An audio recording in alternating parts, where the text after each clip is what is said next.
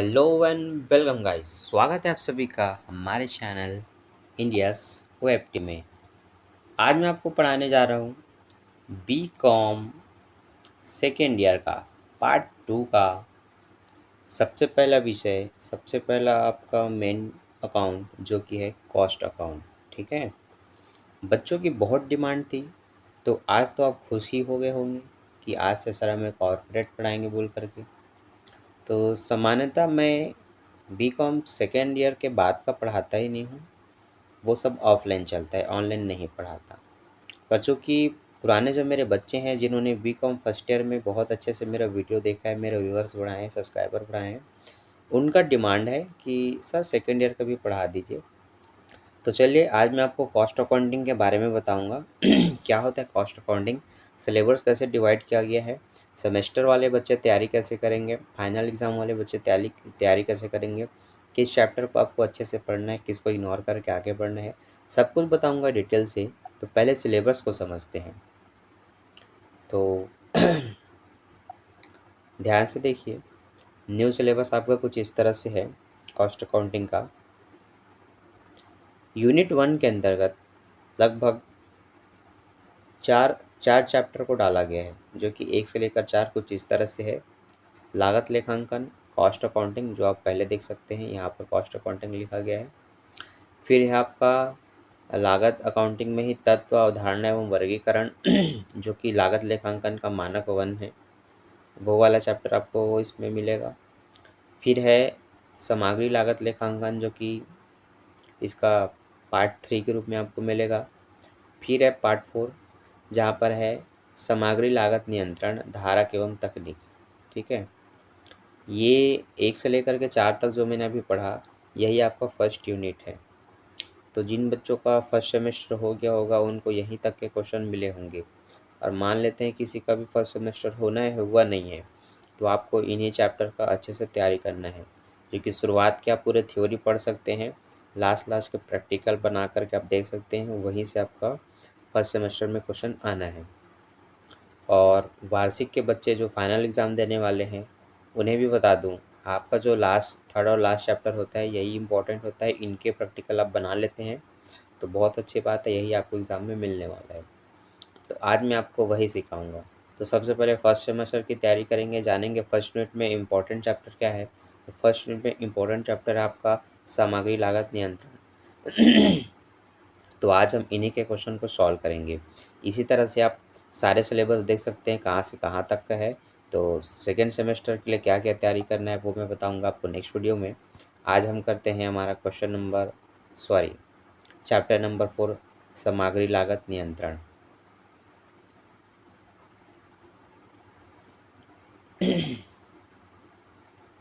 सामग्री लागत नियंत्रण का जो दीर्घ उत्तरी के बड़े प्रश्न हैं वो इस तरह से हैं। नीचे दी हुई संरचना के आधार पर निम्न मदों में अ, ब और श के श्रेणी में वर्गीकृत कीजिए। देखिए, ये कुछ ऐसा प्रश्न है जिसमें ए बी सी तरह के 3 कैटेगरी के सामान आप लेते हैं। ठीक है, वहाँ पर आपको वैल्यू देखना होता है कि किसको आप कितने तक खरीदते हैं। ए कैटेगरी का जो भी सामान है उसको आप 40,000 तक, 40,000 से ऊपर खरीदते हैं। कम से कम 40,000 या 40,000 से ऊपर का खरीदेंगे, ये पहला यूनिट का डिमांड। दूसरा ये है, वहाँ पर आप 20,000 का खरीद सकते हैं, और 20,000 से ऊपर कितना ऊपर, 40,000 से नीचे मतलब 39,999। तीसरा यूनिट की कंडीशन है कि आप यहाँ पर 20,000 से कम खरीदेंगे। बिलो का मतलब होता है नीचे, अबव का मतलब अधिक। ठीक है, यहाँ से यहाँ तक मतलब इससे बाहर नहीं हो सकता, इतना आपको ध्यान में रखना है। अब ये सारे प्रश्न आप बना सकते हैं दीर्घ उत्तरी के, जो इस टाइप के यूनिट पर डिवाइडेड हैं। पर ऐसा मैं आपको एक एग्जांपल समझाऊंगा जिसको देखने के बाद इधर के जितने भी प्रश्न हैं आप इजीली यूँ ही बना सकते हैं, और ये सब आपको 15 नंबर का एग्ज़ाम में मिलेगा। तो अगर आप चाहते हैं कि ऐसा कुछ बताया जाए, समझाया जाए, जिससे इधर के सारे क्वेश्चन आप खुद ब खुद बना लें, तो फिर वीडियो को एंड तक देखिए। मैं आपको एग्जांपल समझाऊंगा, फिर आपको ये सारे प्रश्न ईजिली बन जाएंगे। ठीक है, और इसको भी बना के बताऊंगा। तो चलिए, बच्चों का डिमांड था भाई कॉस्ट अकाउंटिंग पढ़ाइए, तो चलिए मैंने स्टार्ट कर दिया कॉस्ट अकाउंटिंग। अब आपका काम है वीडियो को देखना, दोस्तों में शेयर करना, ताकि सभी बच्चे देख सकें और अपना डाउट क्लियर कर सकें। ठीक है, चलिए थोड़ा सेट कर दिया जाए, क्योंकि ये दोनों एक ही हैं, बस 2 पेज में डिवाइड है।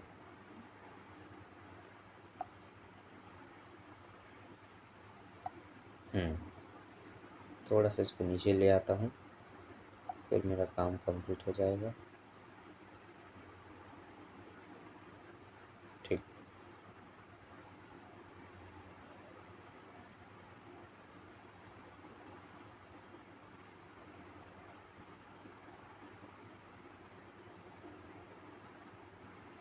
हाँ लगभग इतना काफ़ी है समझने के लिए।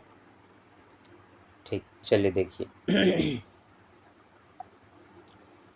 इसमें भी कहा गया है, एक कंपनी चयनात्मक सामग्री नियंत्रण के लिए विचार कर रही है। निम्नलिखित समूहों का प्रयोग करते हुए आबसा योजना बनाइए।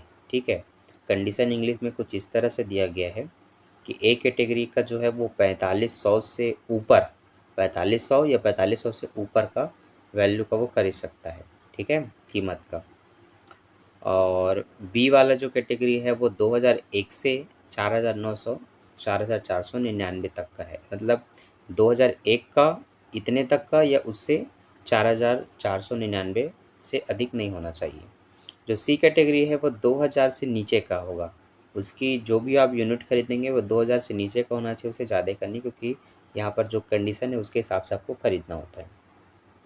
अब इन बातों को ध्यान में रख करके आप पहले क्वेश्चन का रूप देखेंगे क्या क्या दिया है। 1 से लेकर के 10 तक के आपको आइटम्स दिया हुआ है, इसमें यूनिट्स बता दिया गया है।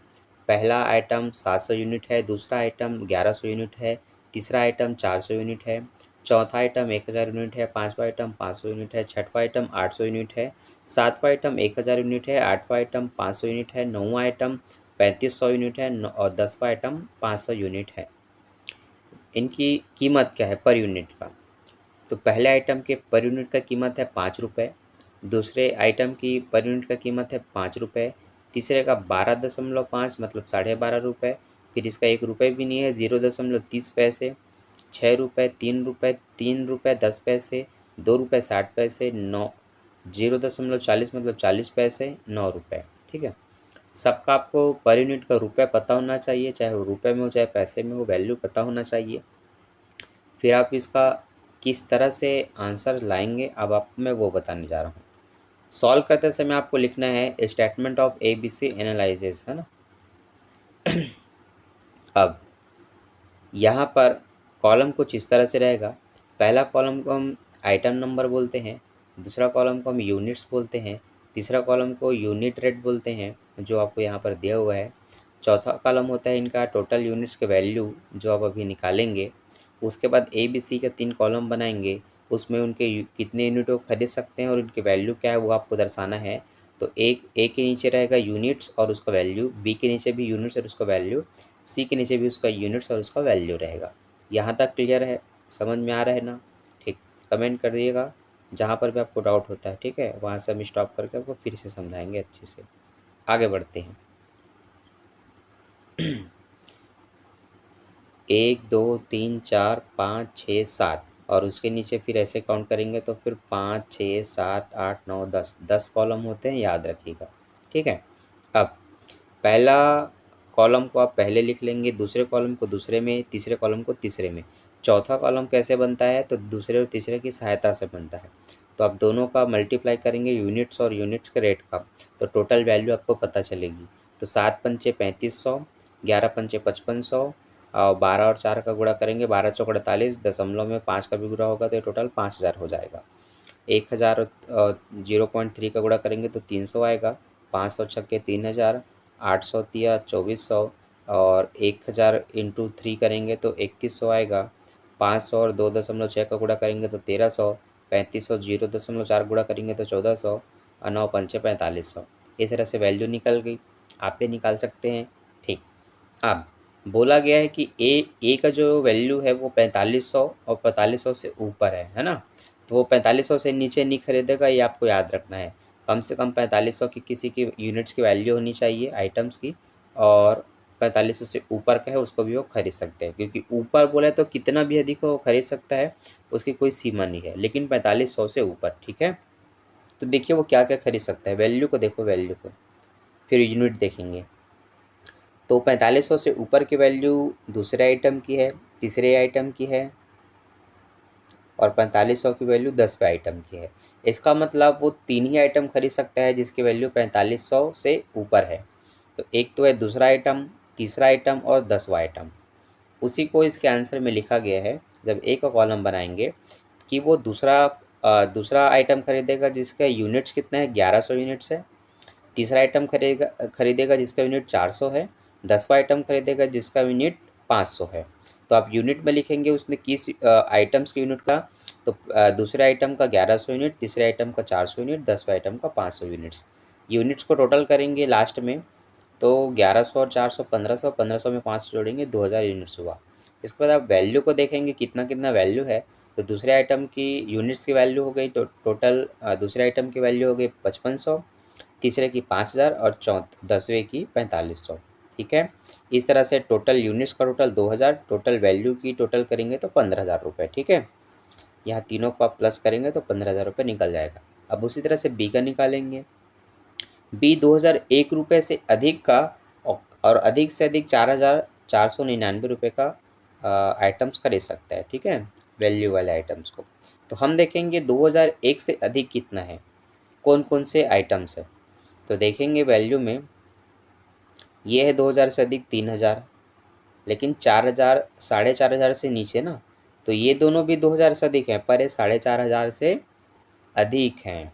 तो देखिए पहला यूनिट हम ये खरीद सकता है, क्योंकि वो 4,500 के अंडर खरीद सकते हैं ना, तो 4,500 से कम है तो इसको खरीद सकते हैं। इसको भी खरीद सकते हैं, नहीं नहीं नहीं इसको नहीं, क्योंकि ये काफ़ी कम है, कम से कम 2001 से ऊपर। ठीक है, इसको खरीद सकते हैं, इसको भी खरीद सकते हैं, इसको भी खरीद सकते हैं, बाकी इन दोनों को नहीं खरीद सकते, और इसको भी नहीं खरीद सकते, क्योंकि 1 रुपये कम है और 1 रुपये अधिक है। तो जिनको खरीद सकते हैं वो है क्या, 2000 से ऊपर, 4,500 से नीचे। तो 2000 से ऊपर ये है, 4,500 से नीचे भी है। ये 2000 से ऊपर तो है, पर 4,500 से लोग ज़्यादा हैं। ये तो 2000 से काफ़ी नीचे है, ये 2000 से ऊपर है और 4,500 से नीचे है, तो ये खरीद सकते हैं, ये भी खरीद सकते हैं, ये भी खरीद सकते हैं, है ना। लिखेंगे बी के यूनिट्स में, वो पहला वाला खरीद सकता है जो कि 700 यूनिट्स है, तो 700 यूनिट्स लिखो। वो इस वाले को खरीद सकता है जो कि 5वें आइटम पे है, तो वो 500 यूनिट है, तो 500 यूनिट लिखा। इसको भी खरीद सकता है 800 यूनिट, तो 800 यूनिट लिखा। इसको भी खरीद सकता है 3100 वाले को, 1000 यूनिट से भी लिखा। बाकी नहीं खरीद सकता, तो जो खरीद सकता था उसको हमने लिख लिया। तो 700, 500, 800, 1100 सबको जोड़ेंगे तो 3000 यूनिट्स होगा। इनके वैल्यू आप देख सकते हैं क्या क्या है, उसको लिख लेंगे यहाँ पर। सभी वैल्यूज़ को जोड़ देंगे तो यहाँ पर 12,000 रुपये की टोटल वैल्यू निकल जाएगी। अब सी का देखेंगे, तो सी 2000 से नीचे का खरीद सकता है। तो 2000 से नीचे वाला वैल्यू किसका किसका है, 300 रुपये वाला है, 1300 रुपये वाला है, 1400 रुपये वाला है। 300 वाले का यूनिट है 1000 रुपये, तो 1000 यूनिट्स, रुपये नहीं 1000 यूनिट्स। और 1300 वाले का यूनिट है 500 और इसका यूनिट्स है 3.5। लिख लिए, सबको जोड़ेंगे तो 4 और 1 5000 यूनिट्स हो रहा है। वैल्यू इनकी हो रही है 3000।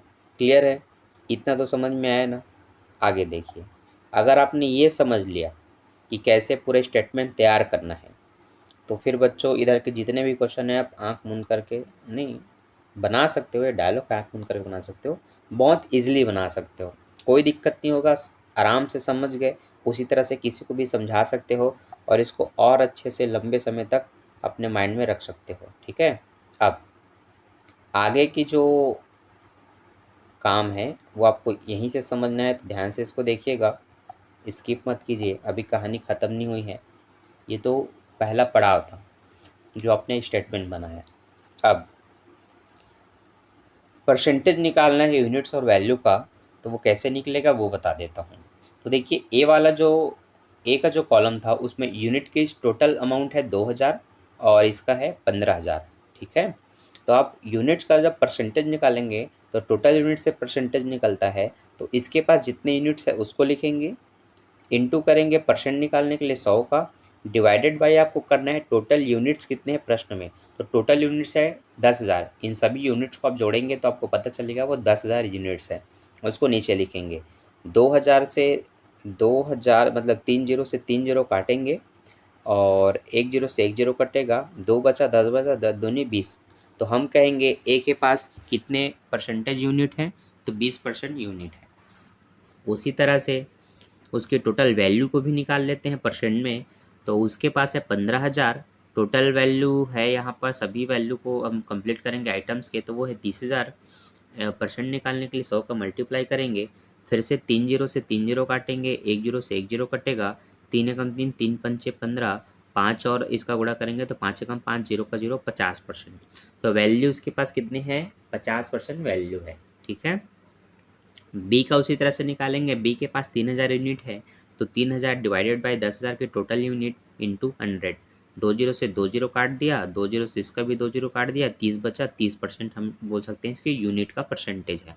वैल्यू का परसेंट निकालना है, तो कुल वैल्यू उसके पास 12,000 की है, टोटल वैल्यू 30,000 है प्रश्न में। 100 का मल्टीप्लाई करेंगे परसेंटेज के लिए, 2 जीरो से 2 जीरो काटेंगे, फिर 2 जीरो से फिर 2 जीरो काटेंगे, यहाँ पर 3 है, 3 चौक 12 और जीरो का जीरो मतलब 40%। हम कह सकते हैं कि बी के पास कितनी वैल्यू है परसेंटेज में, 40% वैल्यू है। ठीक है, सी के पास यूनिट्स कितने परसेंट हैं, तो टोटल सी का यूनिट्स है 5,000 और टोटल यूनिट्स अपने पास 10,000। तो 5,000 एकम 5,000, 5,000 दूनी 10,000, 2 से अगर इस 100 को काटेंगे तो 50% आएगा। तो हम ये बता सकते हैं सी के पास 50% यूनिट है। वैल्यू कितने परसेंट है, तो टोटल 3,000 हैं। इस 3,000 में आप टोटल यूनिट्स 30,000 को नीचे लिखेंगे, तो 3,000 एकम 3,000, 3,000 दहम 30,000, 10 से इसको काटेंगे तो 10 दहम 100, 10% आएगा। इस तरह से आपने सभी का यूनिट परसेंटेज में जान लिया, सभी का वैल्यू परसेंटेज में जान लिया। तो निकालना कैसे समझ में आया ना, इस तरह से आपको निकालना है आगे के तरह के प्रश्नों में। अब ये अगर आप तालिका बना करके इसको और अच्छे से समझा सकते हैं तो ये आपको ज़्यादा नंबर दिलाने में ज़्यादा हेल्पफुल करेगा, सहायक करेगा। ठीक है, तो अगर आप एग्ज़ाम में इसको सबसे लास्ट में कहीं अटेम्प्ट कर रहे हैं, समय बिल्कुल नहीं बचा है, तो कम से कम इतना बनाना ज़रूरी है, कम से कम इतना बनाना ज़रूरी है नंबर पाने के लिए। लेकिन आपके पास समय है और आप और अच्छे से लिखना चाहते हैं तो फिर ये वाला पूरा आपको थ्योरी लिखना पड़ेगा, ये डायग्राम बनाना पड़ेगा। ठीक है, ये चित्र आपको बना के बताना पड़ेगा कि सबसे ज़्यादा यूनिट्स और उसकी वैल्यू किसके पास है। ठीक है, यूनिट्स भले कम हो पर वैल्यू उसकी ज़्यादा है ना, वैल्यू। तो ए के पास 20% यूनिट्स है लेकिन उसकी वैल्यू बाकी सबसे ज़्यादा है, 50% उसकी वैल्यू है। ठीक है, उसको सबसे हाई रखेंगे। तो कि ए के पास 20% यूनिट है पर उसकी वैल्यू है 50%। बी के पास 30% यूनिट है, 30% यूनिट पर उसकी वैल्यू कितनी है, 40% है। अब ए के पास यूनिट सबसे ज़्यादा है, 50% यूनिट है पर उसकी वैल्यू क्या है, 10% है। ये सभी चीज़ें शेयर मार्केट में बहुत अच्छे से आपको बताई और समझाई जाती है। मान लेते हैं आपके पास किसी कंपनी के 50 शेयर हैं, लेकिन वो आपको कितना रुपए दे रहा है, मान लेते हैं 10 रुपये दे रहा है, 10% प्रॉफिट दे रहा है। ठीक है, बी कंपनी के आपने शेयर रखा 30% शेयर, लेकिन वो 40% लाभ दे रहा है, वो बहुत अच्छे से लाभ दे रहा है। जितने यूनिट है आपके पास परसेंटेज में उससे 10% एक्स्ट्रा लाभ दे रहा है। ठीक है, अब ए इन सबसे अच्छा है। मान लेते हैं ए कंपनी का आपके पास सिर्फ 20% यूनिट है पर उस 20% की वैल्यू क्या है, 50% है। कितना परसेंट अधिक है, तो 30% अधिक है, 130% इसको हम कहते हैं। तो वहाँ पर आप ज़्यादा प्रॉफिट कमाएंगे। ठीक है, तो आगे हम बहुत कुछ अभी सीखेंगे। अब ये जो थ्योरी था इसको आपको बड़े ही आराम से पढ़ना है और समझना है। इसको एक बार ध्यान से पढ़ेंगे तो सब कुछ समझ में आ जाएगा। इतना आपको लिखना ही है कॉमन तरीके से। ठीक है, इन प्रश्नों में समझ में आया बच्चों। तो इस तरह से बनता है लागत सामग्री नियंत्रण का प्रश्न। अब मैं आपको इसका पहला क्रियात्मक प्रश्न बताता हूँ। ये तो आपने एग्जाम्पल समझा। हाँ, आपको लग रहा होगा कि अगर आपने समझ लिया तो आपसे क्वेश्चन बन जाएगा, तो आप बिल्कुल सही हैं, आपसे क्वेश्चन बन जाएगा, आप बना करके देख सकते हैं। ठीक है, तो चलिए मैं आपको बताता हूँ।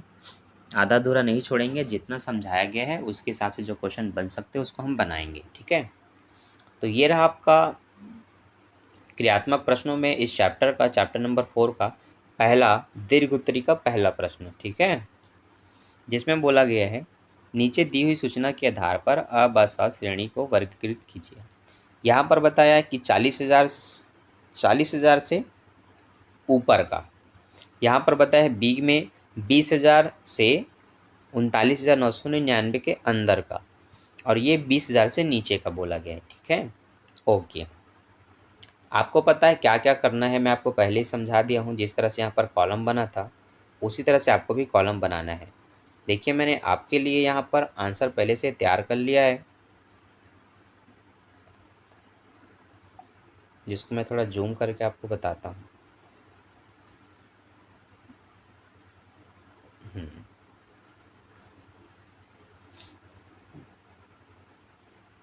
ठीक,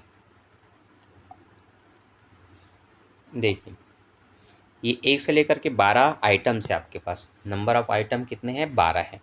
हमने स्टेटमेंट ऑफ एबीसी का एनालिसिस के लिए बनाया। हमने 10 कॉलम तैयार कर लिए आइटम्स के, यूनिट्स के रेट्स का और टोटल वैल्यू का, ए का, बी का, सी का, जिसके अंदर 2-2 कॉलम्स होते हैं। अब 1 से लेकर के 12 आइटम्स हैं, उसको हमने काउंट करके लिख दिया 1 2 3 4 5 6 7 8 9 10 11 12। ठीक है, यूनिट्स आपको स्पष्ट दिख रहे हैं। 2500, 2000, 5800, 1500, 200, 5700, 300, 3000, 100, 1300, 2500, 400, 2000। ठीक है, सारे हमने लाइन से यहाँ पर लिख लिए हैं।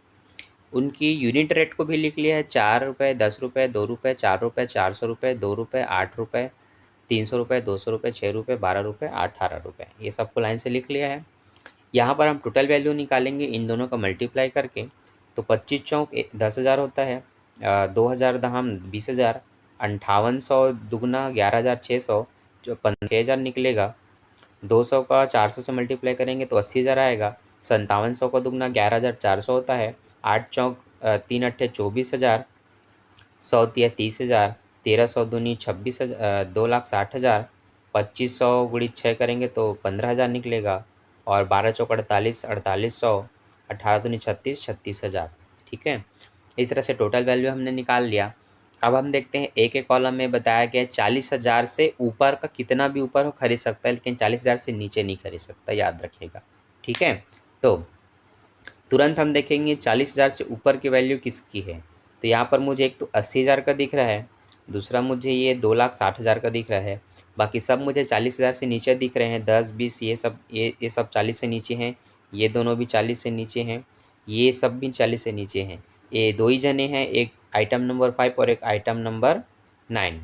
ठीक है, उनके यूनिट्स को हम खरीदेंगे, लिखेंगे कि यहाँ पर ए के पास कितने यूनिट होने चाहिए, 200 यूनिट, और ये वाला 1300 यूनिट, जिनकी वैल्यू कितनी है, एक का 80,000, दूसरे का 2,60,000 रुपये।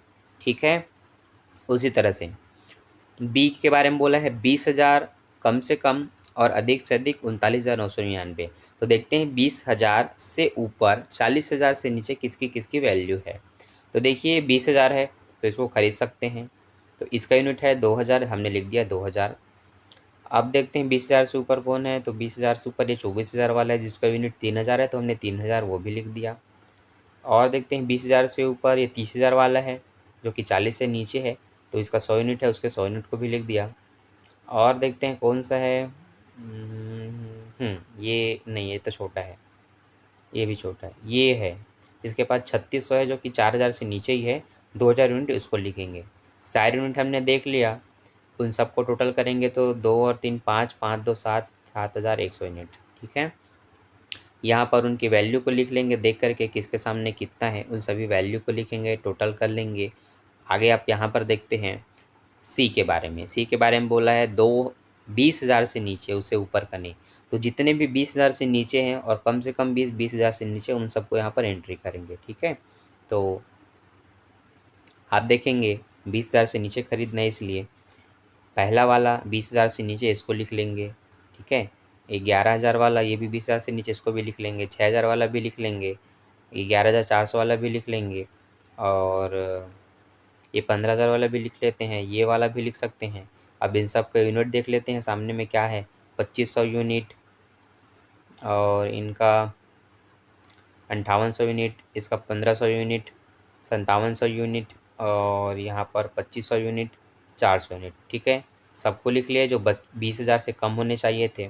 तो जो 20,000 से बिल्कुल कम थे उन सबको हमने लिख लिया। ठीक है, तो इस तरह से हमने इसका स्टेटमेंट तैयार कर लिया है। हम सभी ए बी सी के सभी यूनिट्स का टोटल कर सकते हैं, वैल्यू का टोटल कर सकते हैं। तो इस तरह से मैंने यूनिट का बस किया है, आप वैल्यू का कर सकते हैं। जैसे मैंने यूनिट का क्यों किया है वो भी बता दूँ। यूनिट का मैंने इसलिए टोटल किया है क्योंकि आपको अगर सिर्फ आंसर चेक करना है, ठीक है, आंसर, तो वो आपको नीचे दिया गया है, आप यहाँ पर देख सकते हैं। पहले का यूनिट दिया है 1500 जो कि आपको देख रहे हैं 1500 है। दूसरे का आंसर में बी का दिया है 7100 जो कि 7100 है। तीसरे का सी का, तो सी का भी बता देता हूँ, 18,400, देखिए 18,400 रुपये यूनिट दिया हुआ है। बाकी जो मैंने आपको बताया था इसका परसेंटेज में वैल्यू आप निकालिए और यूनिट्स का भी निकालिए, वैल्यू का भी परसेंटेज में निकालिए। उसके बाद एक डायग्राम चित्र बनाइए, देखिए किसके पास कितना यूनिट है, कितना उसके वैल्यू है, उतना पूरा कंप्लीट करके इसको कंप्लीट कीजिएगा। तो मेरा समझाना समझ में आया कि नहीं, कमेंट करके बताइएगा, क्योंकि आपका कमेंट ही मुझे ये बताएगा कि आपको बीकॉम सेकेंड ईयर के जो भी मैंने अभी स्टार्ट किया है वो आपको समझ में आ रहा है कि नहीं आ रहा है। समझ में आ रहा है तो आगे मैं आपके लिए इम्पोर्टेंट ऐसे ही क्वेश्चन लाता रहूँगा ताकि आप अपने बोर्ड एग्ज़ाम में कम से कम 50 नंबर से ऊपर ला सकें। ठीक है, तो अभी के लिए बस इतना ही। मिलते हैं नेक्स्ट वीडियो में। Thanks for watching, bye bye.